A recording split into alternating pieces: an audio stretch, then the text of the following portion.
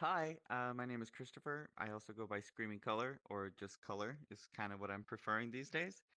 And I created the visual um, world, the world itself, what you see visually, and what you hear there as well. I joined these guys that already had a pretty established troupe company, the Ferryman Collective, and then they found me about a year ago, and I worked on their last show with them as an animation designer. And then Deirdre Mhm. decided that might be neat to make a world, to make a show happen in the world that I had already created before meeting them. So it was kind of this twisty swirl that happened, like the chocolate and vanilla ice cream cone maker thing. And now we're here. W- Yay! Yeah, In Austin, which is Color's Great. hometown. This yeah. is Yeah. where He Color I'm lives. but here physically in Austin. Well, we are all now. but he does much more than just the animation guy. I mean, Yep. for Welcome to Respite, he designed all the animations and did the original score for it. Audio, As yeah. Audio yeah, sound all the design, some of audio. that Yep, too. and Oh, and I um act in and that. mu- That's so fun. and much more, Yep. and a Perform performer in Yeah. it. as well. I He haven't is had time to all Do act it in things this to all. all one because people. there's a lot more going on that requires my attention. But after the festival, I would love to start doing rehearsals and be one of the actors as well. Yes, Indeed. yes, yes, Mm-hmm. It's yes. gonna happen. We're here today to talk to you about theater in VR and performance in VR. So, we're going to go over a couple of things that we think about when we are building an experience and a performance. I'm going to turn it over to Deirdre first. You want to talk about sort of where we start and how that progresses?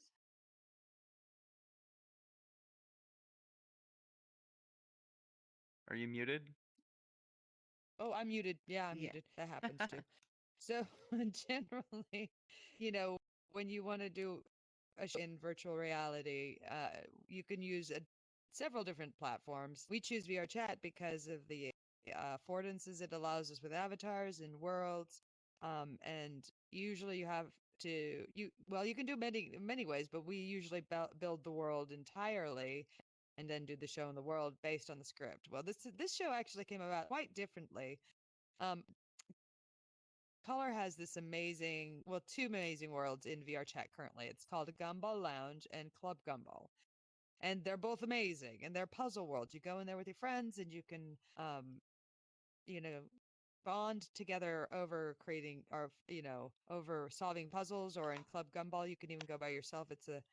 It's really a beautiful solo journey. But I felt like the worlds also would be a beautiful place to do a narrative story with an actor and people sort of shepherded through this beautiful world with a an actor in an unfolding story that was like a journey of discovery. And I wrote up something. I showed it to Color, who loved it. Color came along, and we went in and fleshed it out more so it fit completely within the lore of the world that had already existed. So that is kind of an exciting idea, right? All of a sudden you can now um go into a world and write a story around it. Especially if you like know the creator and want to work with them.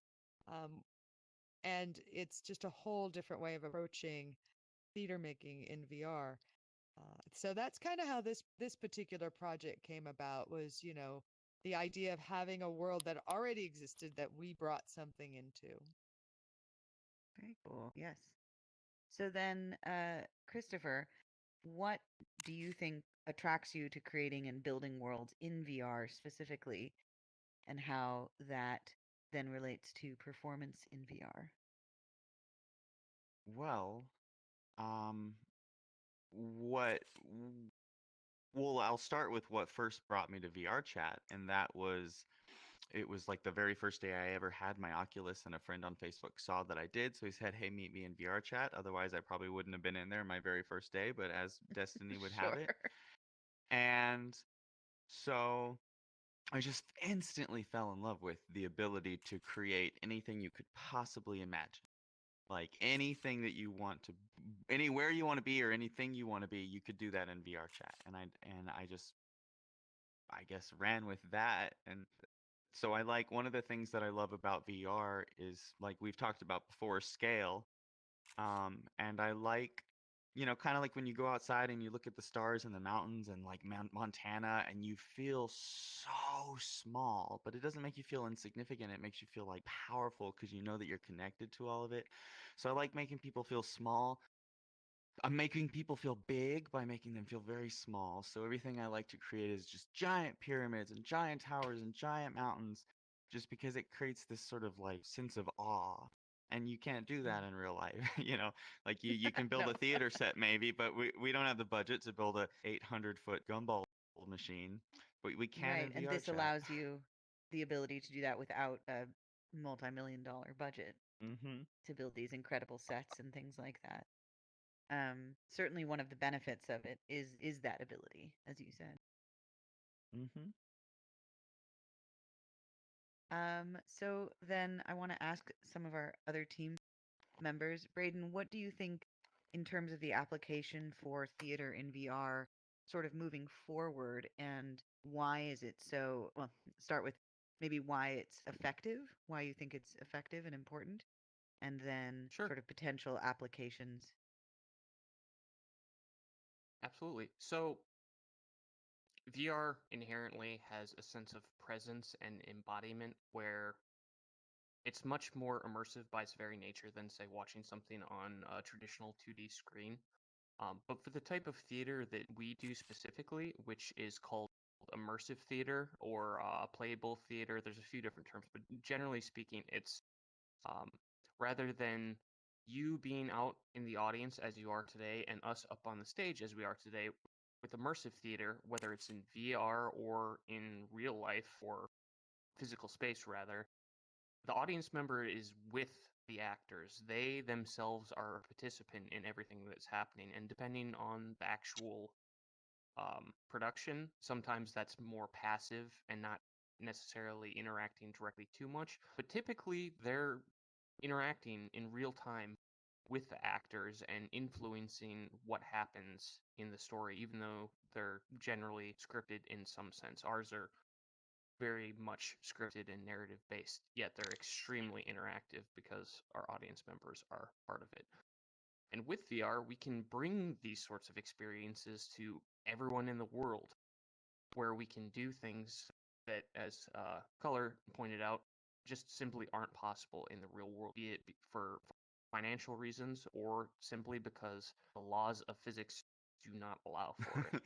We can things, we can have impossible spaces, things that open up an entire just swath of things that we wouldn't even be thinking about otherwise, just because they wouldn't be possible. Like I'm currently, not to show my hand too much, but I'm currently have a few different concepts that work with um, impossible spaces and manipulation of space as an audience member with the actor in the same thing. And obviously that's just not something you would be doing otherwise. And in addition to those impossible scenarios that we wouldn't be able to do in the real world, it opens up this sort of experience for everyone in the world. Traditionally, immersive theater has been relegated to a select few metropolitan areas around the world, New York City, Los Angeles, London, Beijing, a few other places.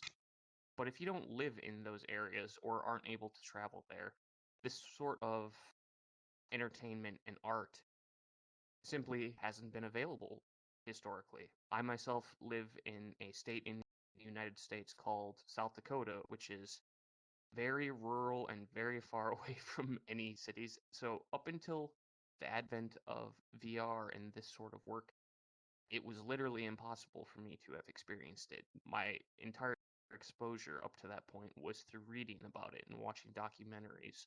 But now we can reach all of you here, which are spread out Yes. across the globe. I know we have some folks from Taiwan, some folks from Japan, um, United States, all over the place. Some of our actors, in fact, are based outside of the United States. Kelly B. Jones, one of our actresses, which will be performing throughout the festival, is based in Thailand. Um, we just couldn't do that before.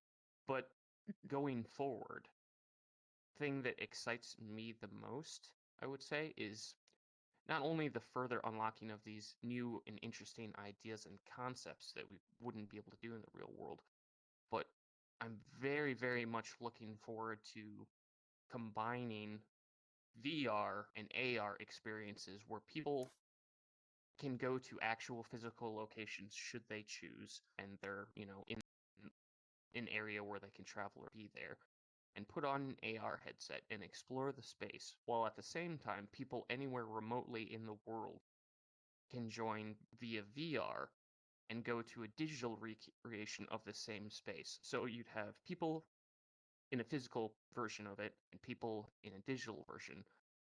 But due to them using VR and AR, the people there physically with the AR headsets would see the people that are remote in VR in their physical space. And likewise, with volumetric capture, the people in VR could see the people who are present at their location, basically erasing the illusion of space for a global audience. And the things that can happen Yeah. there, I'm super excited for that.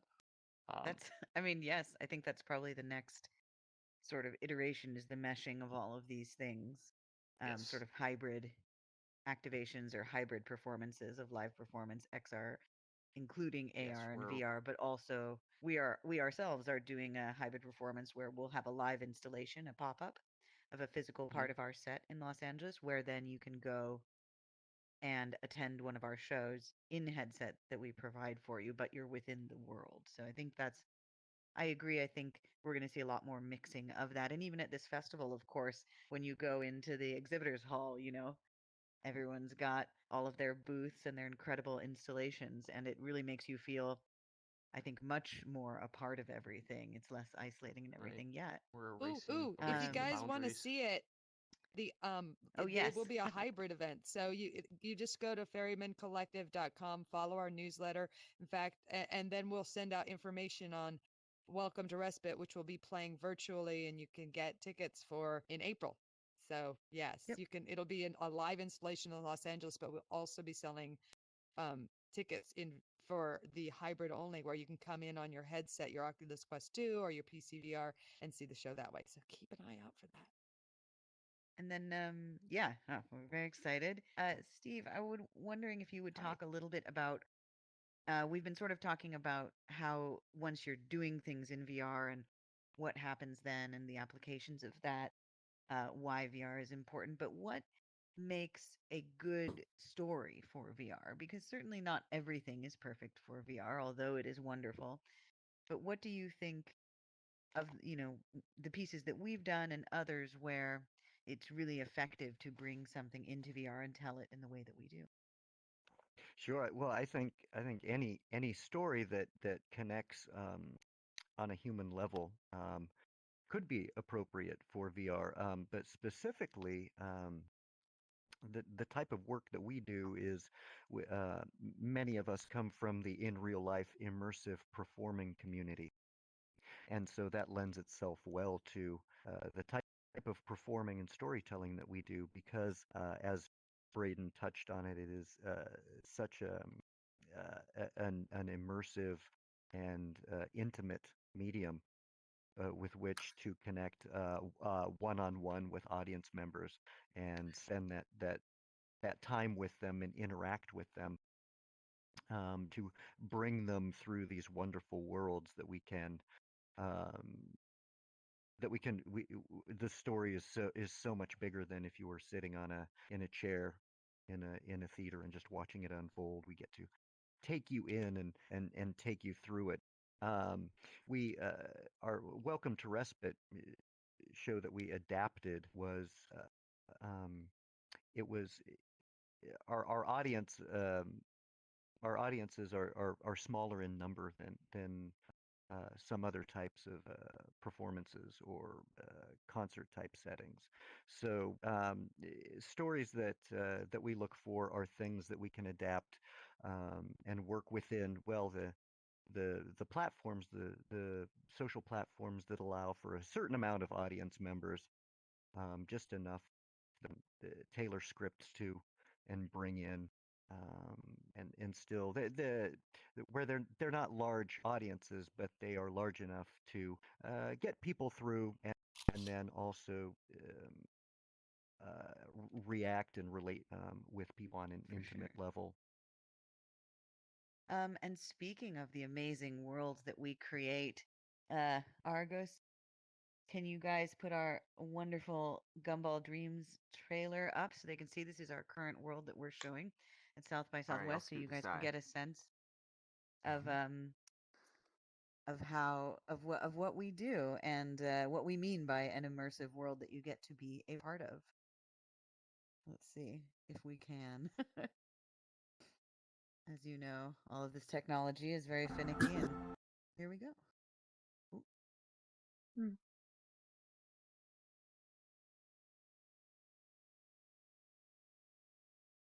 Oh, Yes, very finicky. Where it worked This- before beautifully, it now is stuck. This is a very simplified trailer. It was, as you can yes, I was tell. going to say it was working. And the music This is just the teaser.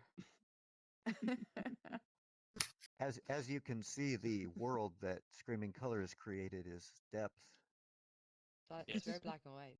Yes. It looks like almost like cracks on the screen up there where the other part of the animation is coming in. Oh yeah, huh? I broke it. I broke the You TV. broke it. Yeah, we Well, broke it. after- Well, After that's this okay. plays, if it plays, if there are no objections, I think we'll actually go to a Yeah, that different might just be version. easier. Yeah, with that has a trailer embedded in it, and we can give you a kind of sneak peek at the sort of Yeah. experience that you can expect at Gumball Dreams. That sounds good. Should we just Why don't we just do Yeah. that? do that So- now? Pivot. Yeah. If We'll we have need no to drop a objections? Just portal do that. down here, though. I'll drop a portal. Where's One o- color? One of the other I'm right here. beautiful he's right here. affordances of VR is we can He just take you disappeared there. from me. I had to Oh, wait, select wait, him. Ah, wait. there we go. It Make looks him like right here. あ、来た。 things are happening. Oh, yeah. Really? So close. let's Oh. go. 来た。 Yep. いやいやいや。ガリ。 Don't know what happened. All right. I did. We That's will right, go. that's right. Right. Find your capsule. Oh, Alright. it'll reset when we. Wow. Yep.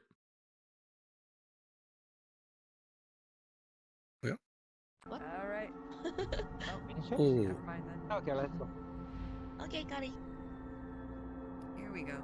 Nope. There we go. Maybe. Greetings. Here we go. You Wow. are here exactly where you are supposed to be. Did you hear me calling? Or was it instinct that brought you here? The time of transition is near, and you are needed to assist.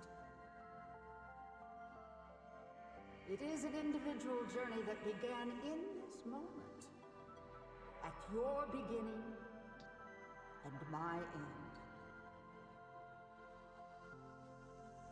Hello, and welcome.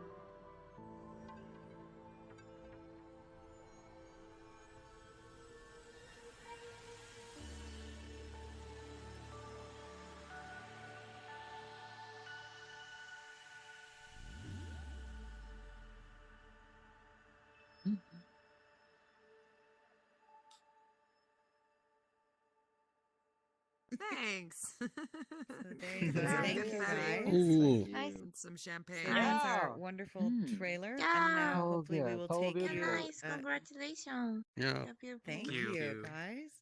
Yeah. Oh. If Hopefully you- we will take you into the world a I'm little bit or into our beautiful. prologue world. So you Prologue can world, yes. Portal. でも見れるんだ get よ a ね、 sense こ of れ。 it, get a little い taste. や、これ見れるんだよね。見れると思います。 Here we Coming go. soon. All South by right, there's Southwest a portal 2023. if you guys We have a want to portal. まだ go through. 出てる Okay, やつは everybody,いやいやいや。 let's jump through. Yep, follow through. Let's go. One Let's go. time. やだ Let's go. I don't know. All right. I guess Argos VR or Film Blake. Fest. If you would like to join us, Blake, it's up to you.